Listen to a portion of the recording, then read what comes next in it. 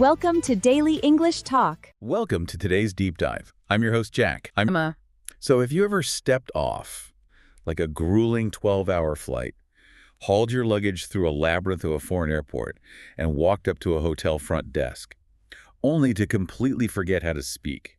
Oh, definitely. Right. And I don't just mean, struggling with a second language if you're traveling abroad. I mean, you are so physically and mentally drained that even your native language feels like a locked safe. Yeah, and you've just totally lost the combination. Exactly. You're standing there, blinking at the receptionist, running purely on fumes, trying to remember the word for room. It's a universally humbling experience, really. It's the complete collapse of higher-order communication skills right at the finish line of your journey.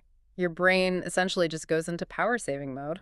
Today's deep dive is about hacking that exact moment of linguistic breakdown. We're looking at a fascinating curriculum document today. It's a really interesting one. Yeah, it's a lesson script from an English learning program called Daily English Talk.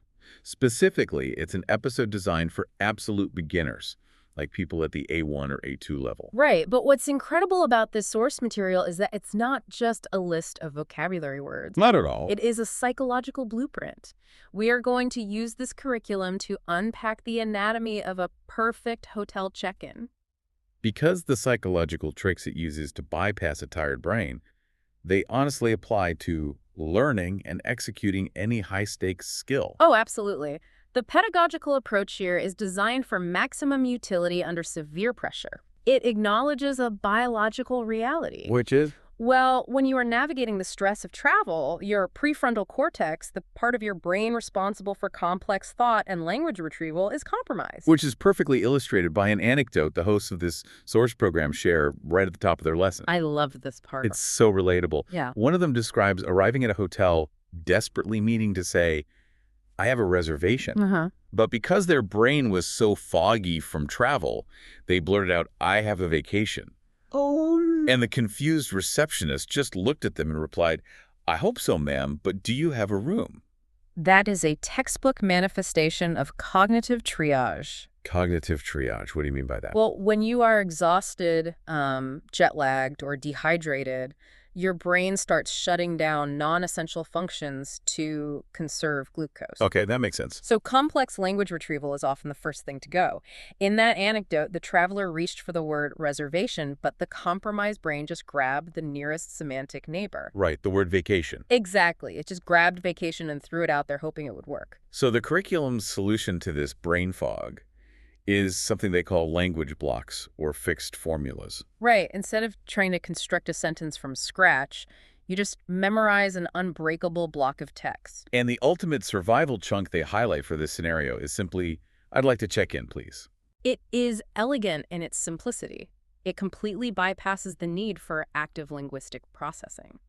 But I do have to push back on this approach a little bit, though. Oh, how so? Well, relying on prepackaged blocks of text seems like it could create a crutch, Like, if the goal of a language curriculum is long-term fluency, shouldn't we be teaching people how the grammar works so they can adapt to any situation? I see what you're saying. Just handing someone a frozen block of words feels like giving them an emergency parachute without teaching them how to fly the plane. That's a great point. But taking your parachute analogy a step further actually illustrates why this method is so necessary. Go on. Learning grammar and syntax is like studying the aerodynamics of wind resistance and silk tension. Sure, it's vital for the long term. Exactly. But when you are free-falling out of a plane or standing at a front desk with a heavy suitcase and a language barrier, you don't need to understand aerodynamics. You just need to pull the ripcord. You just pull the cord.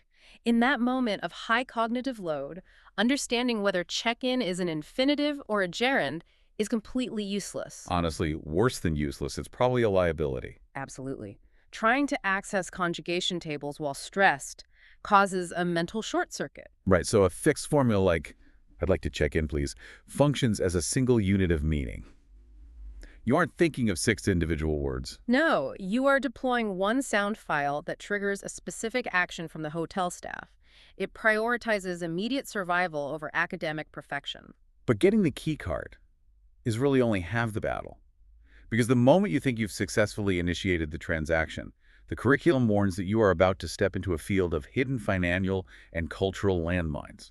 Yeah, the friction in these routine interactions rarely comes from the basic request. It comes from the unwritten bureaucratic steps that follow. We see that immediately in the highly detailed check-in scenario they provide. A guest named Jack Miller is booking a deluxe king room for 3 nights, and he's assigned room 402 on the 4th floor. Right, and when the receptionist asks about the reservation, the curriculum specifically highlights a crucial prepositional convention. Yes. It points out that the correct response is the reservation is under the name Jack Miller. Not my name's on the list or I am Jack Miller. Exactly. It flags under the name as the specific chunk to memorize. But then we hit the part of the scenario that I think causes the most panic for international travelers. The incidentals. Yes. The receptionist asks for a passport and a credit card to cover incidentals. I have to say, I've always found the concept of incidentals somewhat adversarial. Adversarial, how do you mean? Well, you can prepay for a hotel room online 3 months in advance, but when you arrive, they still ask for your physical credit card and treat you like a potential flight risk. It does feel that way, but it helps to look at the financial architecture of the hotel industry. They operate on a model of delayed trust. Delayed trust. I like that phrase. Yeah, they are giving a stranger unsupervised access to a room that contains thousands of dollars worth of assets, not to mention a mini bar full of overpriced snacks, pay-per-view movies, and room service capabilities. Right. So incidentals is just the industry term for any expense incurred beyond the base room rate. Precisely, including the damage you might cause if you decide to throw a television out the window. Or, simply eating a $12 candy bar. Exactly. So mechanically, the hotel places an authorization hold on the credit card. It is not a finalized charge, but it legally freezes a certain amount of your available credit. Which is often, what, $50 to $100 a night? Usually, yeah. Just in case you incur those extra costs. If you don't use anything, the hold simply expires a few days after checkout. The curriculum spends a significant amount of time making sure the learner understands this specific mechanism. Which is so smart. They aren't just teaching the vocabulary word incidentals, they're teaching the banking back end. The psychological value of that is immense. Because imagine you are a traveler with limited English, right? The receptionist swipes your card, and your phone immediately buzzes with a banking alert showing a pending charge for $100 you didn't authorize. Right, and if you don't understand the concept of a temporary authorization hold, your brain registers that as a financial threat. You might think you are being scammed or double charged. And because you don't have the vocabulary to argue, that threat response just turns into pure panic. Exactly. By explicitly defining the financial and cultural mechanism beforehand, the curriculum manages expectations, It removes the element of surprise. which in turn prevents a physiological stress response at the front desk. It completely reframes the whole lesson. It's less about vocabulary and more about threat mitigation. Yes, and they do something similar with another high-frequency template it teaches, the is blank included structure. Oh, right. In the scenario they use, is breakfast included, and the receptionist notes it's served from 7 to 10 a.m. in the lobby. But the curriculum notes that this is a plug-and-play structure. You can swap the blank for Wi-Fi, parking, or gym access. Speaking of Wi-Fi, they also cover simply asking, what's the Wi-Fi password? Which usually ends up being on the back of the keycard folder anyway. True, but knowing the template is an incredibly efficient cognitive tool. You lock the syntax into your memory, and you only have to swap out one noun based on your immediate logistical need. It reduces the processing power required to ask complex questions down to almost zero. Exactly. So we've survived the initial contact, we understand the financial holds, and we know how to ask about breakfast. We've mitigated the threats. Now it's time to play offense. Exactly. The source material shifts from playing defense to optimizing the stay. They introduce a whole section of what they call pro tips for navigating hospitality. Focusing heavily on how to ask for favors without sounding demanding. Which is tough because calibrating tone in a foreign language is notoriously difficult. Direct translation often strips away the polite buffers that native speakers naturally use. The curriculum addresses this by teaching a very specific request template. If you want something, you use the phrase, "Could I have a blank, please?" Like, could I have a quiet room, please? Or could I have a room on a higher floor? Right, or even asking for an early check-in or late checkout. But looking at this from a sociological angle, I really wonder about the friction of actually using it. What do you mean? Well, if you are already struggling to communicate, isn't there a fear that asking to change rooms because of noise will offend the staff? Like, you're essentially starting the relationship with a complaint. That assumption is very common, but it misreads how hospitality systems actually function. Oh, really? Yeah. Hotel staff, particularly in large standardized chains, operate on algorithms of guest satisfaction. Okay. They prefer guests to state their needs directly. Vague frustration is much harder for them to manage than a specific logistical request. So asking for a higher floor isn't seen as entitled. It's just data they input into their system. As long as the delivery is polite, yes. That's the brilliance of teaching the modal verb template, could I have. It provides a mathematical formula for politeness. It softens the demand perfectly while remaining unambiguous. Exactly. In Western hospitality culture, requesting a real modification is entirely routine. The friction only occurs when a guest lacks the structural language to make the request smoothly. Speaking of cultural friction, the curriculum then drops what is arguably the biggest anxiety inducer for international travelers. Kipping culture? Yes. It specifically brings up the scenario of a bellhop helping with your luggage.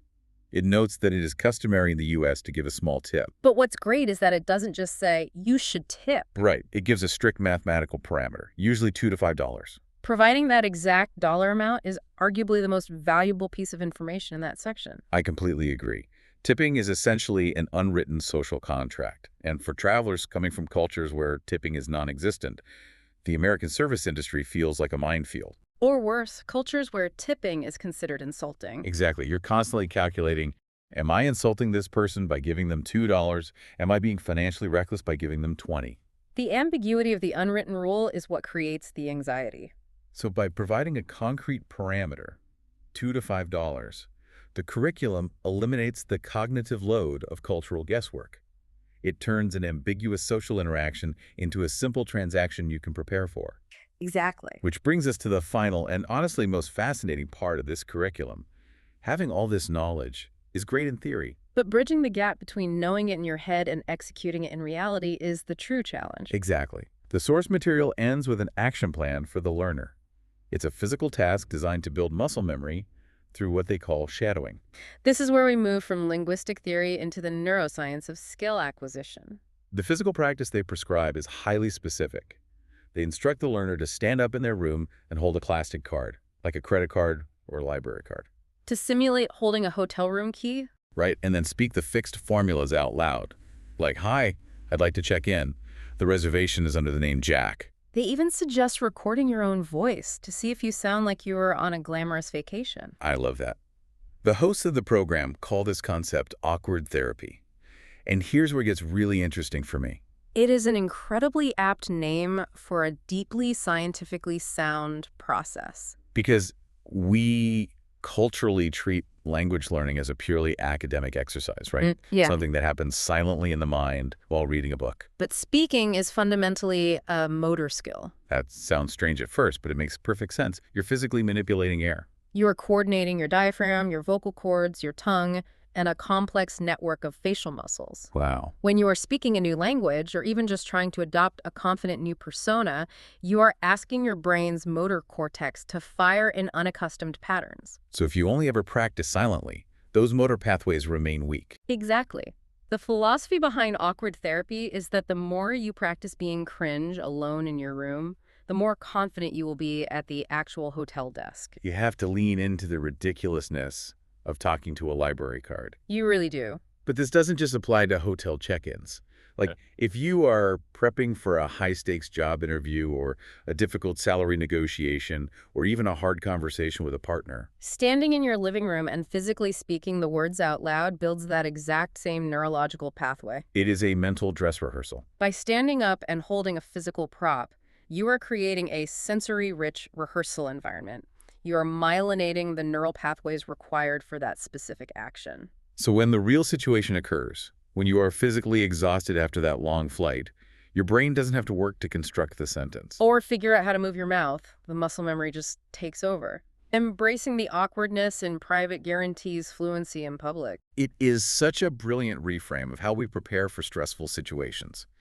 So looking at the full journey this curriculum takes us on, we start by acknowledging the biological reality of brain fog. And deploying our language parachute, the fixed formula. Then we map out the hidden financial architecture of incidentals to prevent panic. We learn the algorithms of hospitality to ask for what we want politely. We decode the social contract of tipping. And finally, we physically rehearse the interaction with a library card to lock in the motor pathways. It really functions as a complete behavioral algorithm for successfully navigating a highly specific, universally stressful social interaction. It really does. But before we wrap up, I'm curious to hear your final thoughts. When we synthesize all these different psychological and cultural tools, what's the ultimate takeaway? Well, the most profound insight here actually requires us to completely invert our perspective. Invert it how? Throughout this entire deep dive and throughout the source material itself, our focus has been entirely on the anxiety of the guest. Right, the exhaustion of the traveler, the fear of financial surprises. The dread of making a linguistic error. Exactly. The entire curriculum is built around surviving the ordeal from the traveler's side of the desk. But consider the cognitive load of the person standing on the other side of that desk. Oh, wow. I hadn't thought about that. The hotel receptionist is working an 8 to 10-hour shift. Throughout that day, they are interacting with hundreds of people, many of whom are exhausted, frustrated, and speaking varying levels of broken English. Or thick regional accents. Exactly. The receptionist is constantly playing a high-speed, high-stakes game of linguistic translation, trying to decode vague complaints and decipher what each guest actually needs. That is a staggering amount of mental processing required just to get through a shift. It is exhausting.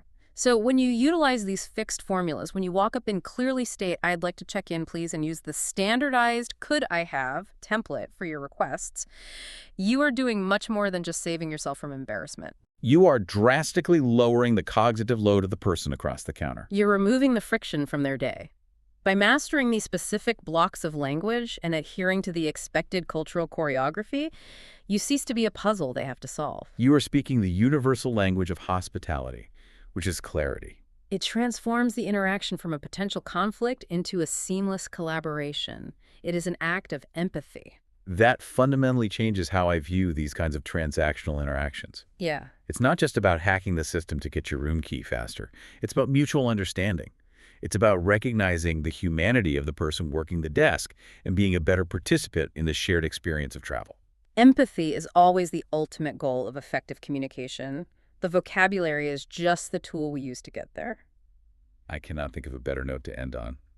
So, for everyone listening, your mission is clear. Find a moment today to grab a library card, stand in your living room, and practice your glamorous vacation voice. Do not be afraid to lean into the awkwardness. Because that private cringe is exactly what will save you the next time you step off a grueling flight. And it might just make a tired receptionist's day a little bit easier. Keep exploring, keep practicing, and we will catch you on the next deep dive.